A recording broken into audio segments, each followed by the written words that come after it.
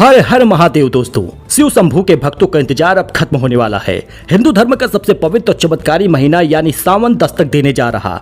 साल 2026 में उत्तर भारत के पंचांग के अनुसार पवित्र सावन महीने की शुरुआत 30 जुलाई को हो रही है। डेट को लेकर कंफ्यूज मत होइएगा, कुछ लोग 29 तारीख कह रहे, कुछ लोग 30 तारीख कह रहे। अब इस बार सावन में पूरे 4 सोमवार का अद्भुत संयोग बन रहा है। अगर आप भी महादेव को प्रसन्न करना चाहते हैं तो डायरी निकालिए, तारीख नोट करिए और ये नहीं है तो स्क्रीनशॉट ले लीजिए। पहला सावन सोमवार पड़ेगा 3 अगस्त को, दूसरा सावन सोमवार होगा 10 अगस्त को, तीसरा सावन सोमवार 17 अगस्त को होगा। इस दिन नागपंचमी भी रहेगी। चौथा आखिरी सोमवार 24 अगस्त को होगा। तो सोमवार व्रत की पूरी जानकारी, पूजा विधि, महा उपाय, मंत्र और सबसे जरूरी कि व्रत में क्या खाएं, किन गलतियों से बचें, सब कुछ हम जानते हैं।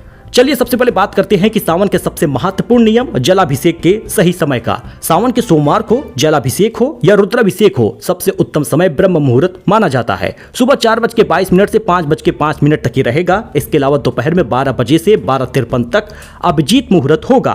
पूजा के लिए सबसे बेस्ट। अब जानिए पूजा की सरल विधि है क्या, जिसे आप घर पर या मंदिर में आसानी से कर सकते हैं। सुबह स्नान के बाद साफ कपड़े पहने, महादेव के सामने व्रत का संकल्प ले। इसके बाद शिवलिंग पर सबसे पहले शुद्ध जल, फिर गंगा जल, कच्चा दूध अर्पित करें। फिर शिवलिंग पर चंदन का तिलक लगाएं। उनके सबसे प्रिय 3 पत्तों वाले बिल्व पत्र, धतूरा, भांग और सफेद फूल चढ़ाइएगा। अंत में घी का दीपक जलाकर आरती करिए, प्रसाद बांटिए। देखिए कुछ लोग व्रत रखते हैं सावन सोमवार पर, तो क्या खाएं और क्या नहीं।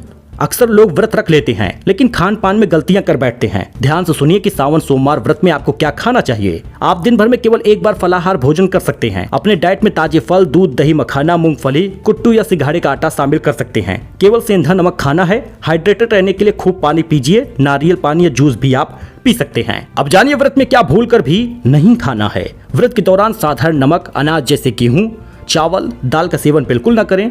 सबसे जरूरी नियम, भले ही आप व्रत ना हो फिर भी सावन के पूरे महीने में प्याज, लहसुन, मांस, मदिरा का सेवन तो बिल्कुल मत करिएगा। पूरी तरह से इससे दूरी बनाइएगा। इसके अलावा सेहत और शास्त्रों के अनुसार सावन में हरी पत्तेदार सब्जियां और बैगन खाने की भी मनाही होती है। तो क्या करें और क्या ना करें इस सावन महीने में, नियम जान लीजिए। महादेव जितने भोले हैं उतने ही जल्दी अप्रसन्न भी हो जाते हैं, इसलिए सावन में इन नियमों में गांठ बांध लीजिए कि गलती ना करे।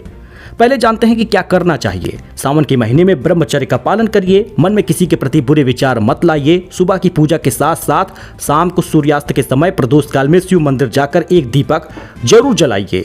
घर में सकारात्मकता के लिए ईशान कोण यानी उत्तर पूर्व दिशा में गंगा जल रखिएगा। अब जानते हैं शिवलिंग पर क्या नहीं चढ़ाना है, क्योंकि यह बहुत बड़ी गलती मानी जाती है। शिवलिंग पर कभी भी तुलसी के पत्ते, हल्दी, कुमकुम और केतकी के फूल न चढ़ाइए। भगवान शिव के अभिषेक में शंख का उपयोग वर्जित होता है, इसलिए शंख से जल न चढ़ाइए। साथ ही पूजा के दौरान किसी पर क्रोध ना करें। अपने घर आए किसी भी गरीब या याचक को खाली हाथ न लौटाएं। शिव को प्रसन्न करने के चमत्कारी उपाय और महामंत्र देख लीजिए, क्योंकि यही इस वीडियो का सबसे खास पल है।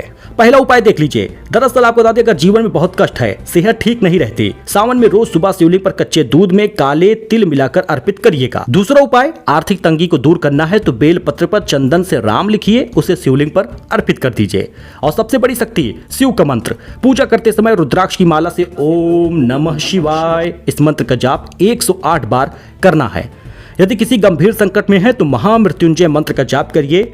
ओम त्र्यंबकम यजामहे सुगंधिम पुष्टिवर्धनम उर्वारुकमिव बंधनात् मृत्योर्मुक्षीये मामृतात्। भक्तों, देव के देव महादेव बहुत दयालु हैं। केवल सच्चे मन और अटूट श्रद्धा के प्रसन्न हो जाते हैं। पूरी निष्ठा के साथ इस बार सावन की पूजा करिए, झोली खुशियों से भर जाएगी। मतलब इस 31 दिन में, सावन महीने में बस 1 लोटा जल सभी समस्याओं का हल होता है। कोई गलती नहीं करनी है, किसी से भेदभाव न करे। भोलेनाथ का मंदिर दिख जाए तो बस नतमस्तक हो जाइए। 1 लोटा जल चढ़ाकर भोलेनाथ को प्रसन्न करिए। हो सके तो बेलपत्र जरूर चढ़ाइएगा, कच्चा दूध अर्पित करिएगा और बम बम भोले कमेंट में लिखिएगा। हर हर महादेव।